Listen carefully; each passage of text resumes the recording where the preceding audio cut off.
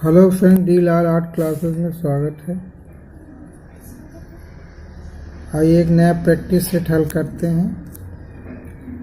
61 number प्रश्न से 90 number प्रश्न तक आज इस वीडियो में हम आपको हल कराएंगे।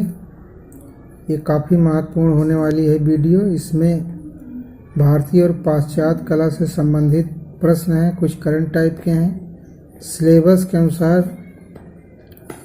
काफ़ी इम्पोर्टेंट प्रश्न इसमें से हैं। आने वाले एग्ज़ाम में यहाँ से प्रश्न आपको ज़रूर मिलेंगे। आइए देखते हैं 61 नंबर प्रश्न।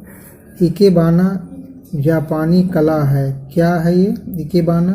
किस प्रकार की कला है इकेबाना? ये प्रश्न आया हुआ है TGT 2011 या 9 में ये प्रश्न आया हुआ था। इकेबाना क्या है? ये पुष्प सज्जा है। जापानी कला में इकेबाना पुष्प सज्जा को कहा जाता है। ऑप्शन ए सही होगा इसमें। अगला क्वेश्चन है अमीर खुसरो किस वाद्य यंत्र के आविष्कार से संबंधित हैं? तो ऑप्शन ये सही है। ये सितार का आविष्कार किया था अमीर खुसरो ने। किसका आविष्कार किया था? सितार का आविष्कार करने वाले अमीर खुसरो हैं।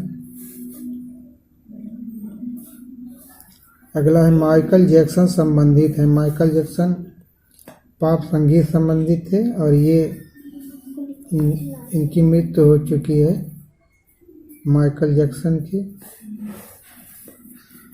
अगला है मुगल शैली में विश्व प्रसिद्ध चित्र बैलगाड़ी का चित्रण किसने किया है?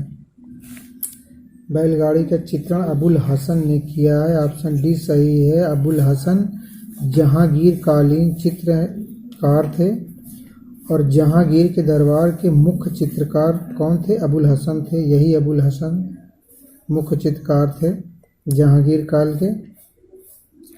और इनके द्वारा सिंहासनारोहण का चित्र जो जहांगीर का बनाया गया है, इन्हीं के द्वारा बनाया गया है। अबुल हसन ने बनाया है। और इनके चित्र प्रसिद्ध कौन है? बैलगाड़ी, चिनार वृक्ष पर गिलहरियाँ, युवा शाहजहाँ, इस प्रकार के चित्र इन्होंने बनाए हैं। और इन अबुल हसन को जहांगीर ने पदवी दी थी, युग शिरोमणि की उपाधि इनको दी गई थी। नादिर उज जमा की उपाधि इनको दी गई थी अबुल हसन को। तो इनकी उपाधि कौन सी दी गई थी? मुख्य चित्रकार कौन है जहांगीर काल का? बैलगाड़ी, गिलहरियाँ, ये सब किसने बनाया है? कि अबुल हसन ने। बहुत इम्पोर्टेंट है अबुल हसन। अक्सर एक प्रश्न जरूर रहता है इनसे। अगला है शरण रानी को किस क्षेत्र से ख्याति प्राप्त है? वह है तो चित्रकला क्षेत्र से हैं। ऑप्शन भी सही है। चित्रकला में इनकी ख्याति है। अगला है भारत में किस शिलाश्रय से सर्वाधिक चित्र प्राप्त हुए हैं? तो भीमबेटका से सबसे ज़्यादा चित्र प्राप्त हुए हैं। ये पंचमढ़ी, मिर्ज़ापुर, होशंगाबाद की जो गुफाएं हैं उनकी तुलना में भीमबेटका से सबसे ज़्यादा चित्र प्राप्त हुए हैं। अगला है ओल्ड टेस्टामेंट की धार्मिक संप्रदाय। भीमबेटका की गुफा कहाँ पर है? मध्य प्रदेश में है, MP में है। भीमबेटका की गुफा किस काल संबंधित है? ये प्रागैतिहासिक गुफा के रूप में जानी जाती है। भीमबेटका MP में है। अगला है ओल्ड टेस्टामेंट की धार्मिक संप्रदाय की प्रमुख ग्रंथ है। तो ईसाई धर्म का है।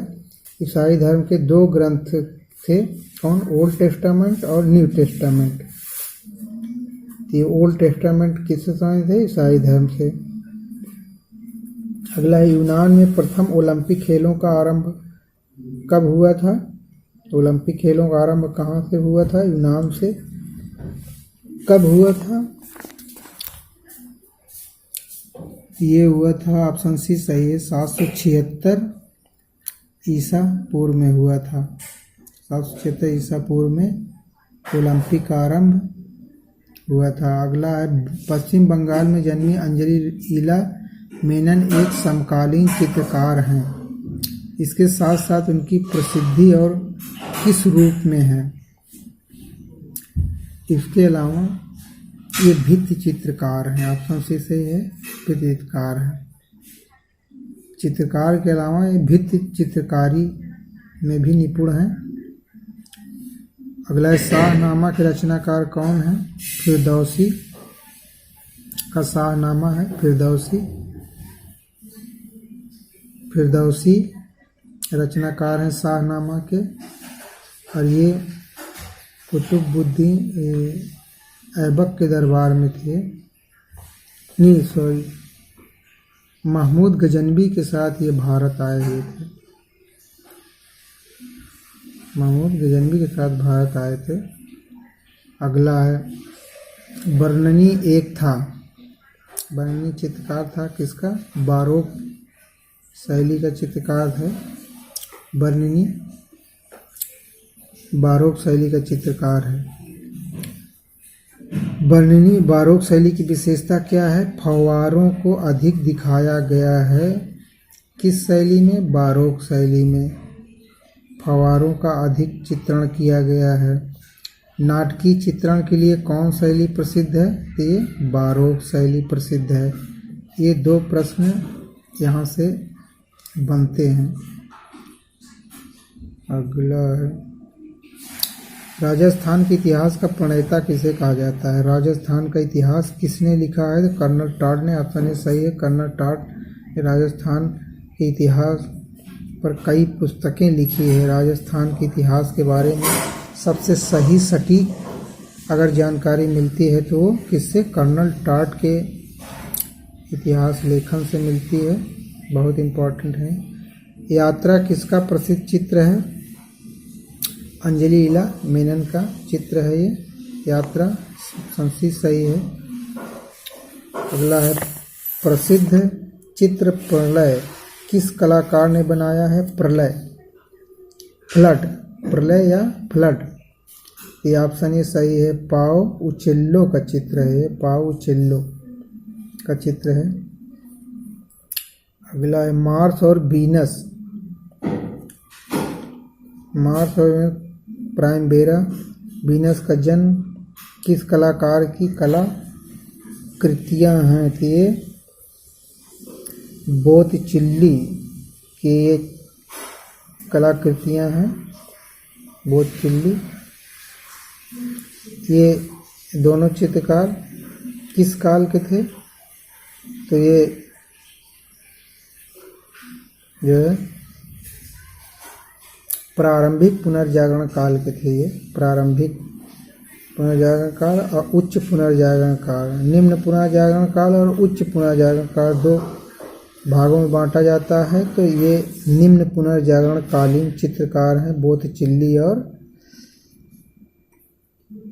पाउचेल्लो। इम्पोर्टेंट है, इनसे प्रश्न बनता है। अगला है, लियोनार्डो का जन्म कहाँ हुआ था? अब लियोनार्डो किस काल का चित्रकार है?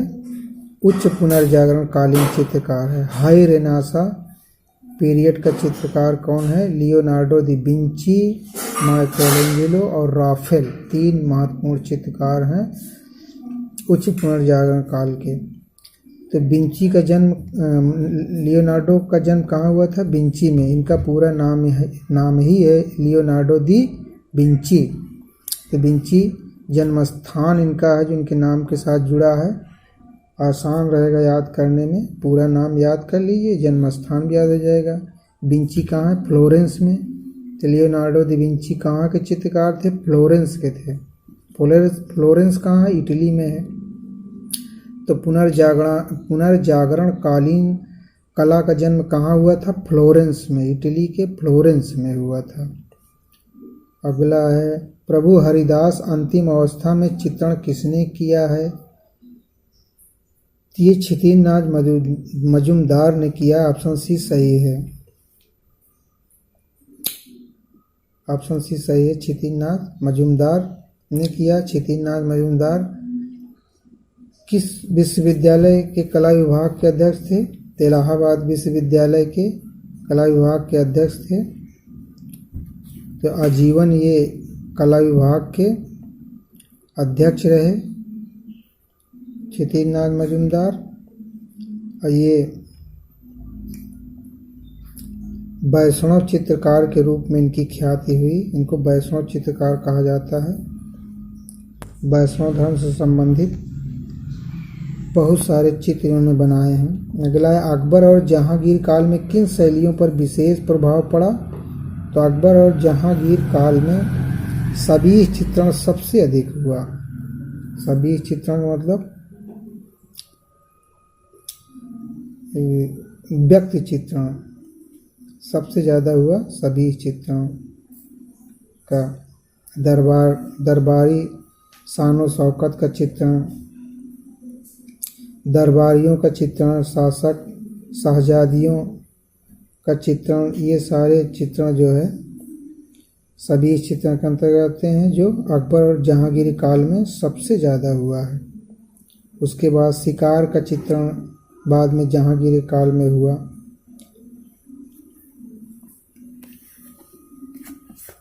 अगला है, रेखावली ग्रंथ किसने लिखा है? रेखावली किसने लिखा है? प्रोफेसर रामचंद्र शुक्ल ने। ऑप्शन ए सही है, प्रोफेसर रामचंद्र शुक्ल ने रेखावली ग्रंथ लिखा है। प्रोफेसर रामचंद्र शुक्ल का ताल्लुकात कहाँ से था? तो ये बनारस के थे और बनारस विश्वविद्यालय में प्रोफेसर थे, वहाँ के कला विभाग में टीचर थे। और ये रामचंद्र शुक्ल जो है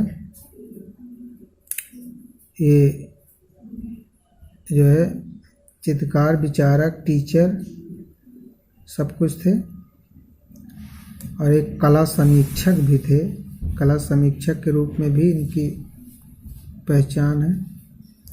अगला है, मदुरई के मीनाक्षी मंदिर का निर्माण किसने कराया था? मदुरई के मीनाक्षी मंदिर का निर्माण किसने करवाया था? तो ये ऑप्शन डी या बी, मुझे कन्फ्यूजन है इसमें। ऑप्शन डी या बी में से कोई होगा, इसे आप लोग देख लीजिएगा। इस समय मैं नहीं बता पाऊँगा, कंफ्यूज हूँ थोड़ा से, देख लीजिएगा आप लोग। अगला है, बसोहली शैली के चित्र किस संग्रहालय में सुरक्षित हैं? तो ये पंजाब संग्रहालय में है। ऑप्शन ए सही है, बसोहली। कौन सी शैली है? पहाड़ी शैली की सबसे प्राचीन शैली कौन सी है? पहाड़ी चित्रकला की बसोहली है। तो इसके चित्र कहाँ संग्रहित हैं? पंजाब संग्रहालय में। अगला, सर्वाधिक सामंजस्य उत्पन्न करने वाले वर्ण कौन से हैं? सफ़ेद और काला। ऑप्शन सी सही होगा, सफ़ेद और काला। इनसे सबसे अधिक सामंजस्य उत्पन्न किया जाता है, सफ़ेद और काले से। तो डार्क और लाइट कलर बनाने में सफ़ेद और काले का इस्तेमाल किया जाता है। अगला है, बैगनी रंग विरोधी किसका है? पीले रंग का है। ऑप्शन ए सही होगा, पीले रंग का विरोधी रंग कौन सा है? बैगनी है। अगला है, निम्न में से सबसे सॉफ्ट लेड वाली पेंसिल कौन सी है? ऑप्शन डी सही, 9B। बी 2B, ये जितनी संख्या बढ़ती जाएगी 3, 6, 9 उतनी ही मुलायम पेंसिल होती जाएगी। और सबसे हार्ड एच पेंसिल HB, ये इस तरह से एच में बी लगता जाएगा, 2HB 3HB, तो ये मुलायम होती जाएगी। सबसे हार्ड एच पेंसिल होती है। अगला है, छदंत जातक की कथा का वर्णन कहाँ पर है? तो छदंत जातक की कथा का वर्णन गुफा संख्या 10 में है। अजंता की गुफा संख्या 10 में है। ये अजंता की गुफा संबंधित ये प्रश्न है, गुफा संख्या 10 में है। छदंत जातक का कथा का वर्णन यहाँ पे किया गया है। अगला है, पटना शैली की चित्रकारों को सर्वप्रथम किसका संरक्षण प्राप्त हुआ था? अंग्रेज अधिकारियों का, अंग्रेज शासकों का नहीं, अंग्रेज अधिकारियों का संरक्षण प्राप्त हुआ था सबसे पहले। तब उनकी पसंद के चित्रण शुरू हुआ था। यूरोपीय शैली के चित्रण पटना शैली शुरू हुआ था अंग्रेज अधिकारियों को खुश करने के लिए और अपने चित्रों को बेचने के लिए, आजीविका चलाने के लिए चित्रकारों ने यूरोपीय शैली के चित्र बनाना आरंभ कर दिया था। अगला गुफा गुफा कहाँ स्थित है? श्रीलंका में है। श्रीलंका की सिंगरिया गुफा में कुल कितने गुफाएं हैं? गुफाएं 6 गुफाएं हैं। तो ये सिंगरिया गुफा है। अगला है सभी कहते हैं, किसे कहते हैं? पोर्ट्रेट चित्रण को सभी कहते हैं। पोर्ट्रेट चित्रण को सभी चित्रण कहते हैं। ये जो है मुगल काल में सभी नाम दिया जाता था, चित्र जो बनाए जाते थे।